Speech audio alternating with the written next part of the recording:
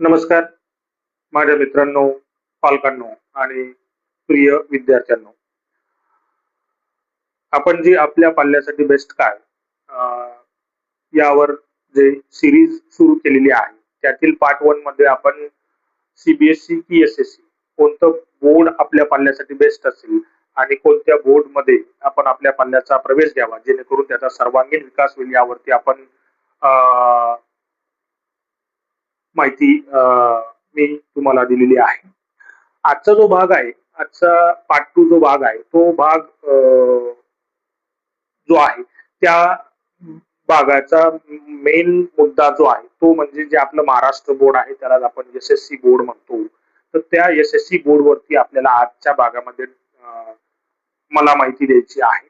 आणि त्याच महाराष्ट्र बोर्ड मध्ये जे 3 प्रमुख माध्यम आहेत, मराठी, सेमी आणि इंग्लिश, या माध्यमांपैकी कोणतं माध्यम आपल्या पाल्यासाठी बेस्ट असेल आणि कोणत्या माध्यमामध्ये आपल्या पाल्याचा सर्वांगीण विकास होईल. आणि खरं तर ज्या मराठी माध्यमाचं आतापर्यंत वर्चस्व होतं त्या मराठी माध्यमाचं वर्चस्व आज कमी झालंय का, की मराठी माध्यम आज रसातळाला गेलं का, त्यासाठी कोणत्या गोष्टी कारणीभूत असतील आणि खाजगी शाळा किंवा आपण त्याला सेल्फ फायनान्सच्या इंग्रजी माध्यमाच्या शाळा यांचा इतका सुळसुळाट का सुटलेला आहे याबद्दल आपल्याला डिस्कशन करायचं आहे.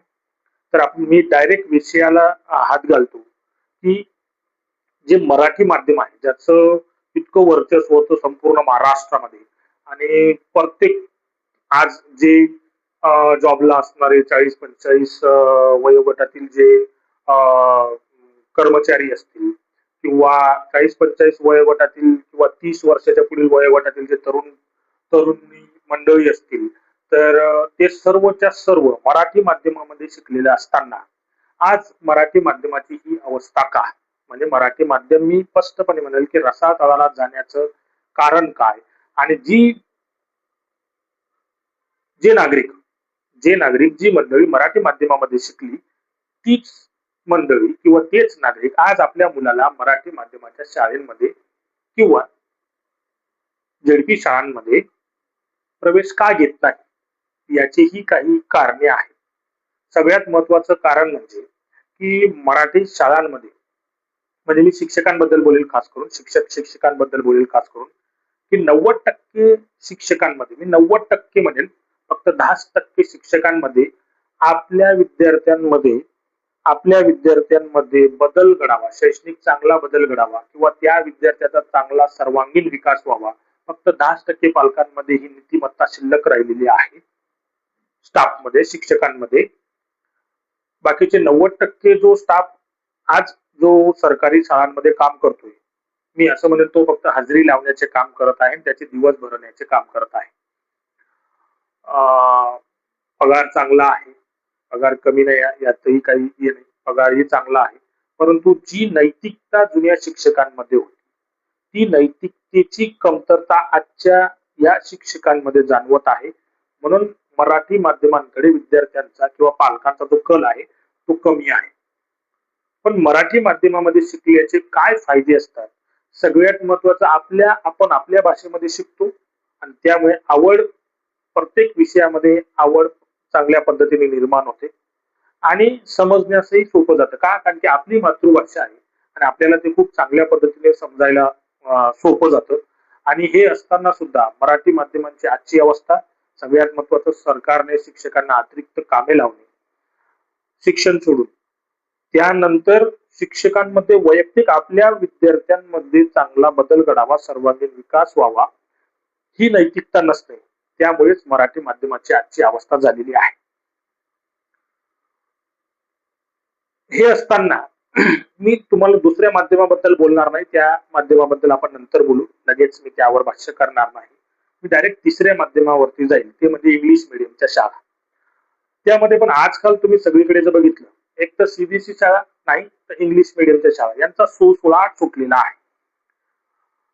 सरकार परमिशन देतं, शाळा चालू होतात, पण बऱ्याच इंग्लिश मिडियमच्या शाळा, म्हणजे आज मी स्पष्टपणे असं म्हणेल की शिक्षण हा व्यवसायाचा मुद्दा कधीच नव्हता आणि कधीच नसला पाहिजे. एक सेल्फ फायनान्सच्या ज्या शाळा आहेत, म्हणजे एकदम नवीन प्रकार शासनाने काढलेला आहे सेल्फ फायनान्स शाळा, ज्याला शासनाची कोणतीही मदत भेटत नाही, फक्त शासनाची परवानगी घ्यायची आणि तुम्हीच विद्यार्थ्यांकडून फी घ्या आणि त्यातूनच तुम्ही शिक्षकांचा वगैरे पगार किंवा शाळेचा जो पण वार्षिक खर्च असेल तो भागवा. अशा प्रकारच्या त्या शैक्षणिक सेल्फ फायनान्सच्या ज्या स्कूल आहेत म्हणजेच इंग्लिश मिडियमच्या खाजगी शाळा, तर या शाळेमध्ये बऱ्याच अमाप फीज वसूल करायची आणि त्या माध्यमातून स्वतःचा एक शैक्षणिक बिझनेस सुरू करायचा. हा जो शाळांचा इंग्लिश मिडियम शाळांचा जो शैक्षणिक बिझनेस सुरू झालेला आहे त्याला आपण बाजारी शिक्षणाचं बाजारीकरण म्हणू. आणि त्या शिक्षणाच्या बाजारीकरणामध्ये बऱ्याच इंग्लिश मिडियमच्या शाळा या शिक्षणावरती फोकस न करता फक्त फीज वसूल करण्यावरती फोकस करतात आणि त्याचा बराचसा तोटा विद्यार्थ्यांच्या शैक्षणिक भवितव्यावरती होत असतो. मी असं म्हणेल की 100 पैकी फक्त 20च शाळा अशा असतील, म्हणजे 80% खाजगी इंग्लिश मिडियमच्या शाळा हा एक व्यवसाय म्हणून तयार झालेले आहे आणि त्याचमुळे काही कालांतराने त्या इंग्लिश मिडियमच्या शाळाही बंद पडत असतात. ज्या शाळेने विद्यार्थ्यांच्या बेसिक गोष्टींवरती फोकस ठेवला आहे, पाया भक्कम करण्यावरती फोकस ठेवला आहे, तर त्या इंग्लिश मिडियमच्या शाळा वर्षानुवर्ष चालतच आहेत आणि त्या चालूच असल्या पाहिजे, जेणेकरून सगळ्या माध्यमांमध्ये म्हणजे तिघ माध्यमांमध्ये कॉम्पिटिशन तयार असेल आणि जर कॉम्पिटिशन तयार असेल तर विद्यार्थ्यांचे भवितव्य जे असतं ते खूप चांगलं असतं. पण ते एज्युकेशनल कॉम्पिटिशन असलं पाहिजे, ते वाचक किंवा राजकीय कॉम्पिटिशन नसलं पाहिजे, ते स्पर्धात्मक कॉम्पिटिशन असलं पाहिजे आणि सर्व शिक्षकांची ही भूमिका असली पाहिजे की तो विद्यार्थी कोणत्याही शाळेचा असू द्या, विद्यार्थी हा विद्यार्थी असतो आणि प्रत्येक शिक्षकासाठी कोणताही विद्यार्थी हा त्याचाच विद्यार्थी असतो आणि त्या विद्यार्थ्यांसाठी सर्वांगीण प्रगतीसाठी तो शिक्षक झटत असतो. यामध्ये सगळ्यात महत्वाचं जे आहे ते मधलं माध्यम आहे, त्याला आपण सेमी मीडियम स्कूल म्हणतो, सेमी माध्यम म्हणतो. मी स्पष्टपणे म्हणेल की ते जे माध्यम आहे, मला शासनाची भूमिका नक्की कळाली नाही की सेमी माध्यम काढण्यामागे शासनाचा प्रमुख उद्देश काय होता. तर मला असं वाटतं की फक्त इतिहास शिकण्यासाठी किंवा आमचा इतिहास आम्हाला जाणून घ्यायचा आहे आमच्याच भाषेमध्ये तेवढं शिकण्यासाठी तर माझ्या अंदाजे एक माध्यम आपण काढू शकत नाही. तर मला वाटतं की सेमी माध्यम हा आपल्या राज्य शासनाचा हा एक चुकीचं पाऊल असेल, कारण की यामध्ये एकतर विद्यार्थ्यांची गोंधळात्मक अवस्था झालेली आहे, तळ्यात मळ्यात अशी अवस्था झालेली आहे. परिपूर्ण इंग्लिश माध्यमाकडेही नाही, परिपूर्ण मराठी माध्यमाकडेही नाही. ती मॅथ आणि सायन्स सारखे सब्जेक्ट इंग्लिश मीडियम मध्ये शिकायचे, जेणेकरून अशी त्यांची धारणा होती की जे 11-12 ला आपण ज्या पद्धतीने फिजिक्स केमिस्ट्री शिकतो त्यामध्ये ते खूप चांगले पारंगत होतील की ते आपण इंग्लिश मीडियम मध्ये शिकू, म्हणजे इंग्लिश माध्यमामध्ये शिकू, इंग्लिश भाषेमध्ये, जेणेकरून त्या विद्यार्थ्यांना पुढे जाऊन अडचण निर्माण होणार नाही, असा कदाचित त्यांचा एक हेतू असू शकतो. पण मग माझा शासनाला आज या व्हिडिओच्या माध्यमातून एकच प्रश्न आहे की जर अशी भूमिका होती तर तुम्ही जेडपीच्या शाळांमध्ये इंग्रजी माध्यमाची शाळा डायरेक्ट का चालू केली नाही? कारण की मराठी मीडियम आणि इंग्लिश मीडियम, मराठीमध्ये मीडियम मध्ये शिकणाराही मुलगा प्रगती चांगल्या पद्धतीने करू शकतो, इंग्लिश मीडियम मध्ये शिकणाराही मुलगा चांगल्या पद्धतीने प्रगती करू शकतो. सेमीचे विद्यार्थी थोडे गोंधळलेले दिसतात. नेहमीच तुम्ही प्रत्येक सेमीच्या विद्यार्थ्याकडे चांगला आकलनात्मक जर बघितलं तर त्या विद्यार्थ्याला इतिहास चांगला येत असेल तर तो सायन्स आणि मॅथ्स मध्ये कमजोर झालेला दिसतो. का? कारण की त्यांचं जे त्याची जी भाषा आहे तो कन्फ्युजन मध्ये असतो की प्रॉपर त्याची इंग्लिशही होत नाही, प्रॉपर त्याची मराठीही होत नाही. तो तळ्यात मळ्यात त्याची जी अवस्था आहे ती अवस्थेतून बाहेर काढणं खूप गरजेचं आहे आणि त्याचमुळे सेमीचे विद्यार्थी खूप 10th पर्यंत खूप चांगले मार्क्स आणतात, पण त्यांना 11-12 ला खूप मोठा सेटबॅक बसतो असं मला वाटतं. कारण की परत पुन्हा तेच, कारण की इंग्लिशचा पेपर खूप सेमी किंवा मराठी मीडियमचा इंग्लिशचा पेपर खूप सोपा असतो, जेणेकरून त्यांना त्या पद्धतीचं ज्ञान जे 11-12 ला इंग्लिशचं असायला पाहिजे त्या पद्धतीचं ज्ञान त्या सेमी किंवा मराठी मीडियमच्या विद्यार्थ्यांना इंग्लिशचं भेटत नाही. मी इंग्लिशचा पेपर मी तर असं म्हणेल की इंग्रजी मीडियमसाठी आणि मराठी मीडियमसाठी एकच इंग्रजीचं पुस्तक असायला हवं. 2-2 पुस्तकं काय गरज आहे? म्हणजे इंग्लिश मीडियमचा विद्यार्थी जो असेल त्याला इंग्लिशचे खूप हार्ड चॅप्टर्स आणि हार्ड क्वेश्चन पेपर काढण्यात येतो आणि तो मराठी मीडियमचा आहे. तुम्ही इंग्रजी विषय शिकवता तर इंग्रजी विषय इंग्रजी सारखाच असू द्या. त्याच्यामध्ये तफावत का करता? मराठी मीडियमला तुम्ही सोपा म्हणजे तुम्ही असं जर रायटिंग स्किल सोडल्या तर जर आपण 10वीचा पेपर जर बघितला तर ऑलमोस्ट तो 4थी-5वीच्या विद्यार्थ्यांचा जो पेपर असायला हवा त्या पद्धतीचा पेपर असतो. त्या पद्धतीचे ते पॅसेज आणि त्या पद्धतीचे ते वर्ड्स पहिले 10 मार्क्स तर असे असतात की जसे की आपण सिनियर केजीला फोनिक साऊंड शिकवतो ऍड बॅट मॅट कॅट अशा पद्धतीचे क्वेश्चन्स तिथे दिलेले असतात. इतकं तुम्ही 10वीच्या विद्यार्थ्यांची एक प्रकारे लाजच काढता. तर माझं असं म्हणणं आहे की इंग्रजी हा विषय जो आहे तो इंग्लिश मीडियमसाठी आणि मराठी मीडियमसाठी सेमच असायला हवं. फरक नसायला हवा. जसं ज्या पद्धतीने हिंदीचं पुस्तक असतं त्याच पद्धतीने इंग्रजीचं पुस्तक असू दे. त्यामध्ये तुम्ही दुजाभाव का तयार करता? आणि सगळ्यात महत्वाचं एक तर मराठी मीडियम असू द्या किंवा इंग्रजी मीडियम असू द्या. मी इथं स्टेटमेंट लिहिलेलं आहे. पाया भक्कम करणारी कोणत्याही माध्यमाची शाळा बेस्ट. जी शाळा ती मराठी माध्यमाची असू द्या किंवा इंग्रजी माध्यमाची असू द्या. इंग्रजी माध्यमाचे फायदे काय आहे की भविष्यामध्ये त्याचं थोड्याफार लहानपणापासून तो इंग्रजी माध्यमामध्ये शिकतो तर ऑब्वियस आहे की तो इंग्लिशचे काहीतरी थोडेफार वर्ड्स चांगल्या पद्धतीने मराठी माध्यमापेक्षा चांगले शिकेल आणि भविष्यात त्याला त्याचा फायदा होणारच आहे. हे ऑब्वियस आहे. सो इंग्रजी माध्यमाचा तोच एक त्यांना फायदा आहे. असं नाही की मराठी मीडियम मधून मी तुम्हाला सांगतो प्रामाणिक अभ्यास करणारा कोणताही विद्यार्थी असू द्या तो मराठी माध्यमाचा असू द्या किंवा इंग्रजी माध्यमाचा असू द्या. मी सेमी माध्यमाबद्दल बोलत नाही कारण की मला ते माध्यम गोंधळ निर्माण करणारं वाटतं आणि त्या माध्यमामध्ये त्या विद्यार्थ्याची सर्वांगीण विकासाची संधी खूप कमी आहे. खूप कमी आहे. का? कारण की तो पूर्ण गोंधळलेला आहे. इतिहास तुम्हाला शिकवायचा नाही. इतिहास तुम्ही मराठी भाषेमध्ये शिकवा किंवा इंग्रजी भाषेमध्ये शिकवा. इतिहास इतिहास आहे. शिकवणारा महत्वाचा असतो. शिकवणारे किती रोमांचक पद्धतीने इतिहास त्या विद्यार्थ्यांना शिकवतो यावरती समूह विद्यार्थ्यांना इतिहास कशा पद्धतीने समजेल हे शिकवणाऱ्यावरती असतं. म्हणजे टीचरांवरती असतं म्हणजे शिक्षकांवरती असतं. हे तो कोणत्या माध्यमांमध्ये शिकतो यावर अजिबात नाही. मी मराठी माध्यमांचं तेच सांगतोय.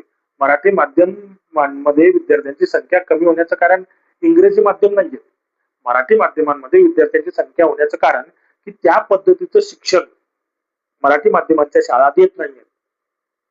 आज इंग्लिश मीडियम मध्ये जर तुम्ही बघाल तर कंपल्सरी संस्थापक हे प्रॉपर व्यवस्थित लक्ष घालून की त्यांना शाळेतील विद्यार्थ्यांची संख्या वाढ बरेच शासनाची विद्यार्थी संख्येची जास्त अट नसेल मर्यादा नसेल तरी सुद्धा त्यांना प्रवेश पुढील वर्षी हवे आहे इंग्रजी माध्यमांच्या शाळांना.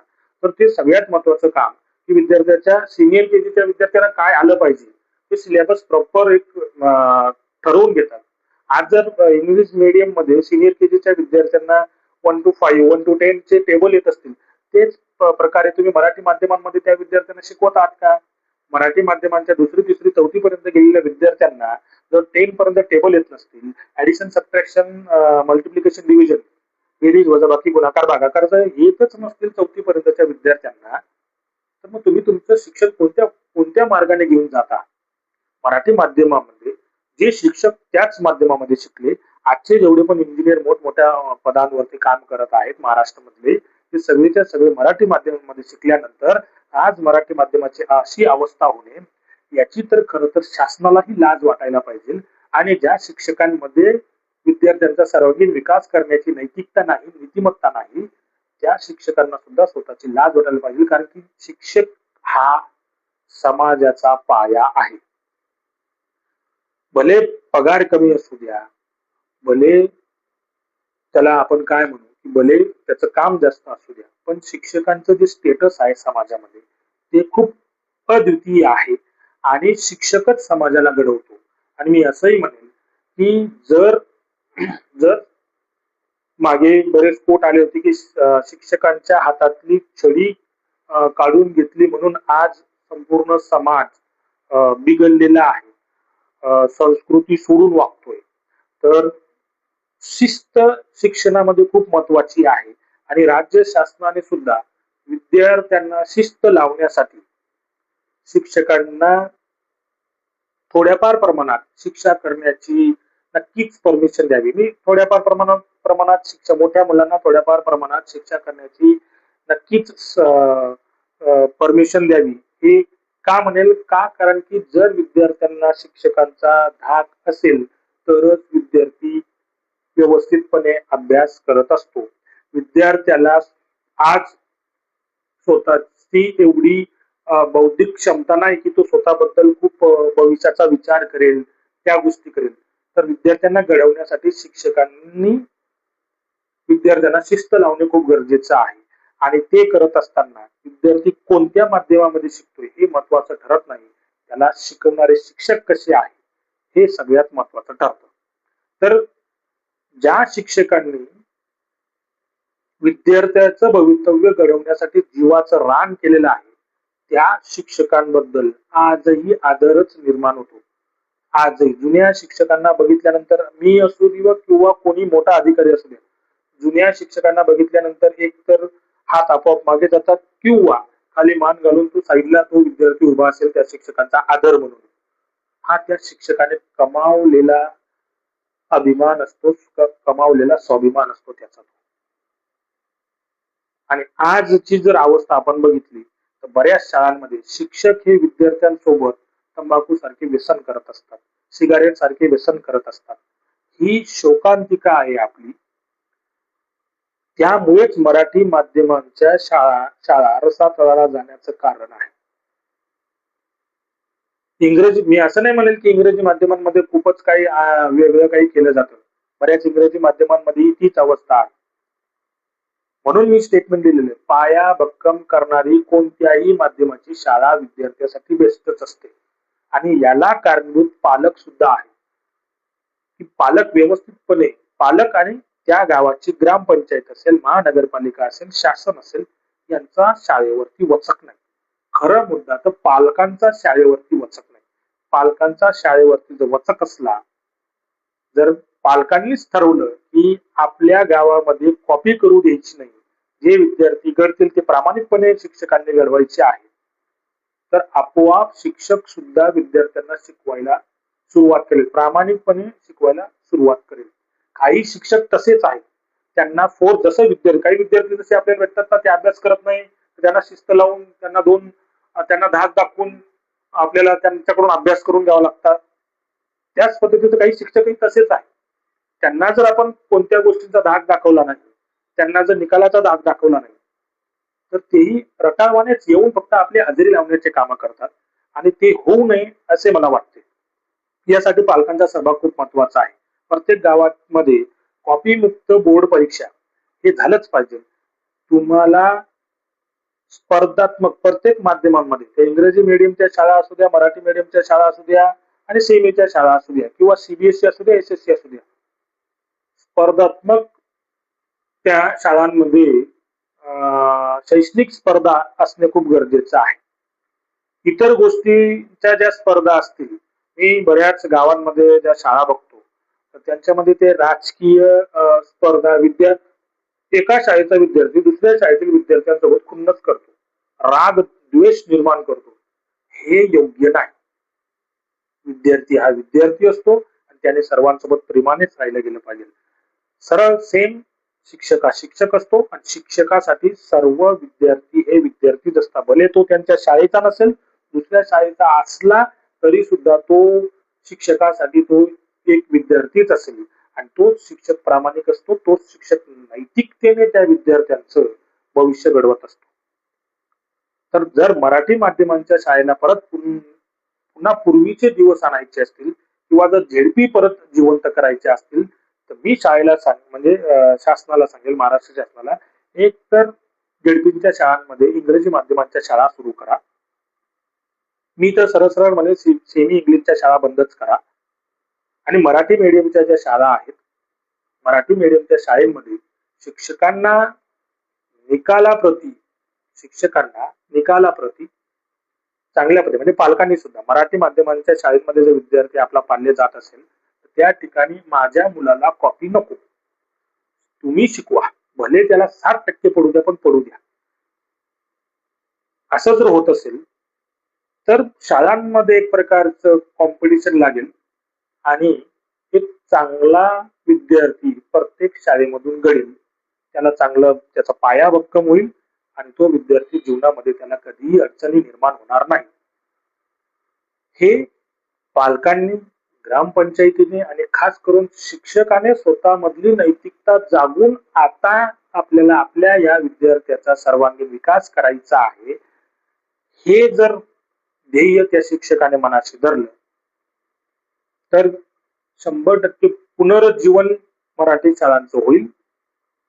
मराठी शाळांमध्ये इंग्रजी माध्यमाच्या शाळा चालवा. आणि मी शासनाला आजही सांगतो पुन्हा एकदा की शासनाने सीबीएसई पॅटर्न मराठी शाळांमध्ये किंवा महाराष्ट्र बोर्डच्या शाळांमध्ये न राबवता आपला जो एसएससी पॅटर्न आहे त्याच्या एक्झामिनेशन सिस्टीम स्ट्रॉंग करा आणि तोच पॅटर्न प्रत्येक शाळेमध्ये राबवा.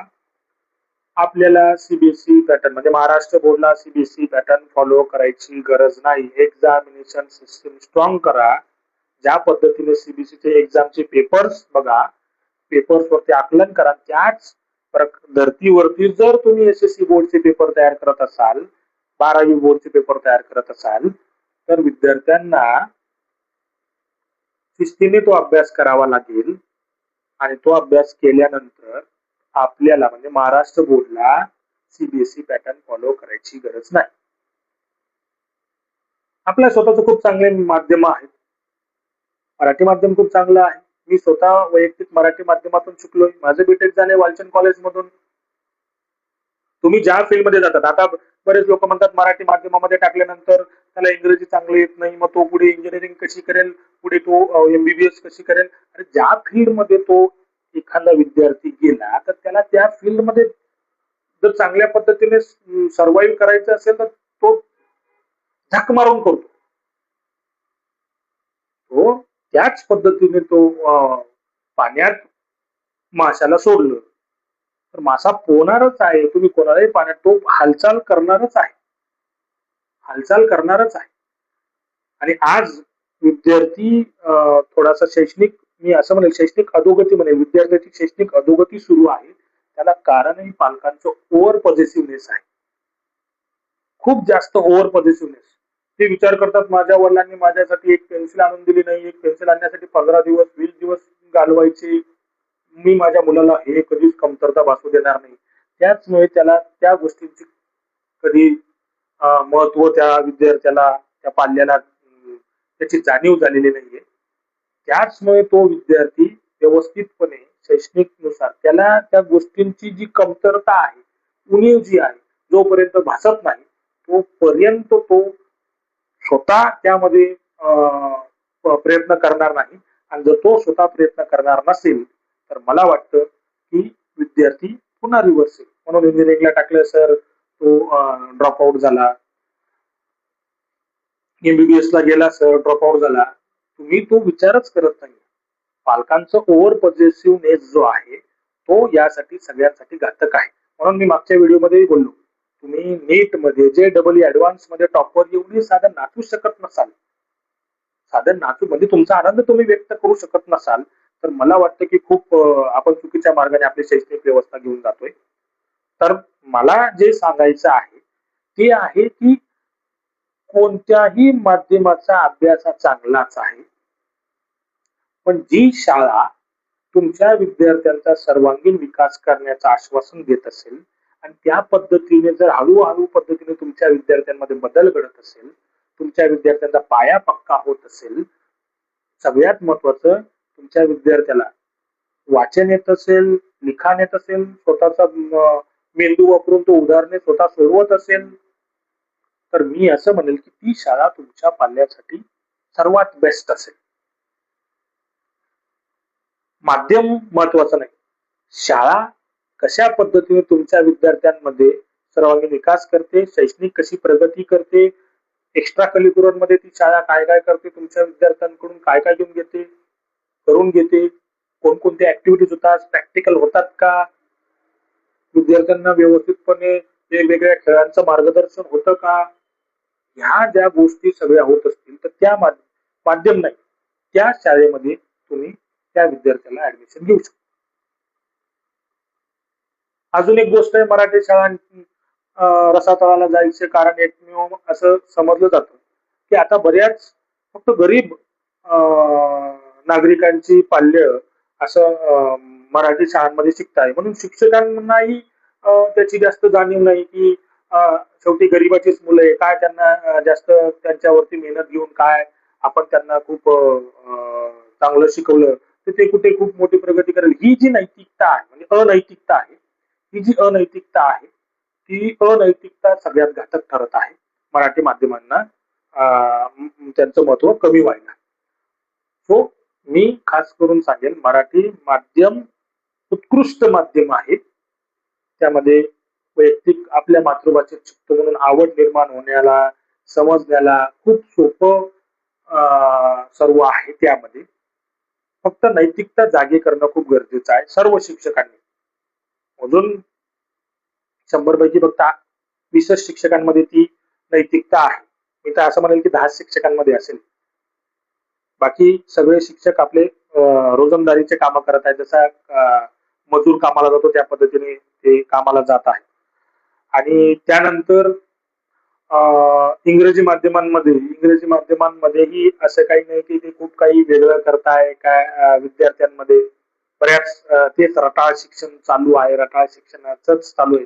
इंग्रजी माध्यम आल्यानंतर खूप काही आपल्या विद्यार्थ्यांमध्ये, कारण की तुम्ही चायना, जपान इकडच्या जे स्कूल बघितल्या तर त्यांचं जे प्रॅक्टिकल ओरिएंटेड आहे तेच जर आपण करायला गेलो ना तर चायना, जपानमध्ये विद्यार्थ्यांना लहानपणापासून साफसफाई करायला शिकवतात. सगळं क्लीनलीनेस सगळं असलं पाहिजे. त्यानंतर स्वतःची कामं स्वतःच करायला शिकवतात. म्हणजे तुमचे नेल कटिंग पासून म्हणजे नख काढण्यापासून ते केस कट करण्यापासून ते सगळ्या गोष्टी शिकवतात. यामध्ये पालकांचाही सहभाग सगळ्यात महत्वाचा आहे. स्वच्छता करायला शिकवतात. आज जर शाळेमध्ये विद्यार्थ्यांना स्वच्छता करायला सांगितलं तर पालक म्हणतात आम्ही आमच्यासाठी यासाठी विद्यार्थ्यांना इथे पाठवतो का? अरे पण स्वच्छता, स्वावलंबन या सगळ्या आपल्यासाठी असल्या पाहिजे. आज आपल्या भारतामध्ये सगळीकडे दुर्गंधी पसरण्याचं कारण एकच आहे. याच गोष्टी तुम्ही जपान, चायनामध्ये करून बघा. आपल्याला आपल्याच गोष्टींची जाणीव नाहीये. आपली प्राचीन संस्कृती खूप चांगली आहे. त्यानुसार जर आपण चाललो, शैक्षणिक व्यवस्था जर आपण चालवली तर खूप चांगली होईल. प्राचीन संस्कृती म्हणजे मी कशामध्ये सांगतोय की हे जे चायना, जपान जे आहे ते आपल्याकडूनच आपली संस्कृतीच घेऊन पुढे गेलेले आहेत ते. आणि जर असं असेल आणि आपल्यालाच जर त्या संस्कृतीचा विसर पडला असेल तर मला वाटतं आपण खूप मागे जातोय. आणि विद्यार्थ्यांना बेस्ट देण्यापायी म्हणजे पालक खूप मेहनत घेतात आणि त्यांना बेस्ट देण्यापायी आपण विद्यार्थ्यांना म्हणजे पालक स्वतः विद्यार्थ्यांना वेळ देत नाही, ही सर्वात मोठी शोकांतिका आहे. तर पालकांनी विद्यार्थ्यांना वेळ देणं गरजेचं आहे. पालकांना शिक्षणामधल्या विद्यार्थ्याच्या शिक्षणामधल्या अडचणी काय आहेत हे समजून घेणं महत्वाचं आहे आणि त्या अडचणी शाळेपर्यंत, शिक्षकांपर्यंत पोहोचवणं खूप गरजेचं आहे. तरच विद्यार्थी, पालक आणि शिक्षक हा जर त्रिकोण, हा जर ट्रायंगल आपण पूर्ण केला तर मला वाटतं की विद्यार्थ्याचा सर्वांगीण विकास होतच राहील आणि तो झालाच पाहिजे. अशीच आमची वैयक्तिक अपेक्षा असते आणि आम्ही आमच्या स्कूलच्या मार्फत विद्यार्थ्याचा पाया भक्कम करण्यावर भर देतो आणि त्यामुळेच विद्यार्थ्याची सर्वांगीण प्रगती होईल अशी आमची अपेक्षा असते. आणि याच कारणास्तव माझं म्हणणं असतं की आपण जेडपीच्या शाळा, मराठी माध्यमाच्या शाळा त्यांना परत पुनरुज्जीवन निर्माण करून देऊ आणि शिक्षकांनीही, पालकांनीही तसं एक त्याला काय प्रणच घेतला तरी चालेल किंवा आपल्या गावातील शाळा ही इंग्रजी माध्यमाची असू द्या, मराठी माध्यमाची असू द्या किंवा सेमी माध्यमाची असू द्या, आपल्या गावातील शाळेवर प्रत्येक शाळेवर लक्ष ठेवण्याची जबाबदारी ही त्या पालकांची असली पाहिजे, त्या ग्रामपंचायतीची असली पाहिजे, जेणेकरून सर्वच शाळा सर्वच विद्यार्थ्यांसाठी जगतील आणि एक चांगला नागरिक विद्यार्थ्यांच्या मधून तयार करतील अशी अपेक्षा बाळगतो आणि आजच्यासाठी थांबतो. पुन्हा भेटूया नेक्स्ट पार्ट मध्ये. धन्यवाद.